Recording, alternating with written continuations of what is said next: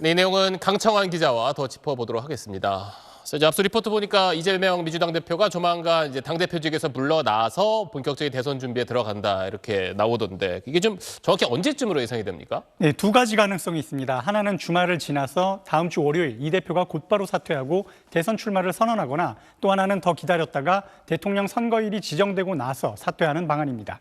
민주당 내부에서 월요일 사퇴를 주장하는 쪽은 조기 대선이 60일 이내 치러져 시간이 별로 없는 만큼 하루라도 빨리 경선 준비에 돌입해야 한다는 주장을 합니다. 반면 대선 날짜가 정해지고 사퇴하자는 쪽은 괜히 먼저 대선 출마를 선언해 보수나 중도 지지층을 자극할 필요가 없다는 의견입니다.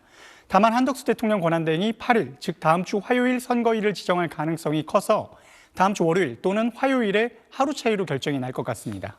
그럼 야권에선 이재명 대표 말고 이른바 이제 비명계라고 불리는 다른 주자들도 경선에는 다 참여하는 분위기인 건가요? 그렇습니다. 앞서 리포트에서 보신 것처럼 김경수 전 경남지사와 김동연 경기지사, 김부겸 전 총리 등이 비명계 대선 주자로 분류되는데 이들도 고민이 많습니다. 민주당 대선 레이스에서 사실상 이 대표의 독주가 점쳐지는 상황에서 어떻게 이 대표를 견제하고 차별화할 것이냐가 가장 큰 고민이죠.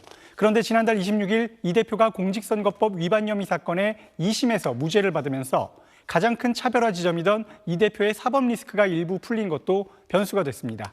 몇몇 비명계 주자의 경우엔 경선 방식을 보고 고민하겠다는 유보적 입장을 내비쳤는데 민주당 일각에서는 그래서 경선 흥행이 우려된다는 전망까지 나오는 분위기입니다. 그리고 뭐 이제 국민의힘 역시 당연히 뭐 대선 준비에 들어가야 할 텐데 또 근데 한편으로는 당 안에서 좀 수습 기간을 갖자 뭐 이런 목소리도 있다면서요. 그렇습니다. 앞서 보신 것처럼 8년 전 박근혜 전 대통령 탄핵 선고 이후엔 그 선고 바로 다음 날 대선 경선관리위원회를 출범시켰죠. 오늘 열린 의원총회에선 침울한 분위기에서 경론이 오갔는데 이른바 애도 기간을 적어도 며칠은 가져야 한다는 의견이 나왔다고 합니다. 다만 변수는 역시 시간입니다.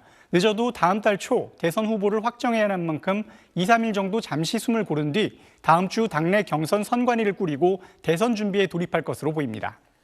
사실 이제 국민의힘 대선 주자들 사이에선 그동안 이제 윤 대통령 탄핵 문제를 놓고 좀 미묘하게 입장이 엇갈리는 것도 있었잖아요. 이거에 따라서 좀 전략도 달라질 것 같은데 어떻습니까? 그렇습니다. 김문수 고용노동부 장관, 홍준표 대구시장은 탄핵에 분명히 반대하는 쪽이었죠. 오세훈 서울시장은 처음엔 찬탄이었지만 유보적 입장으로 돌아섰고 탄핵 소추에 찬성한 한동훈 전 대표는 가장 강력한 찬성파로 분류됩니다. 이른바 반탄파인 김 장관과 홍 시장은 사회적 혼란과 지지층의 슬픔을 달랠 시간이 필요하다며 대선 출마에 대해 좀 더 숙고하고 설사 나간다고 하더라도 최대한 출마 선언을 늦추겠다는 분위기입니다. 오늘 별도의 메시지를 내지 않은 오 시장과 보수 지지층을 달래는 메시지를 낸 한 전 대표는 당분간 지지층 민심 추이를 면밀하게 지켜본 다음 경선 돌입을 본격화할 전망입니다. 강청환 기자 지금까지 소식 잘 들었습니다.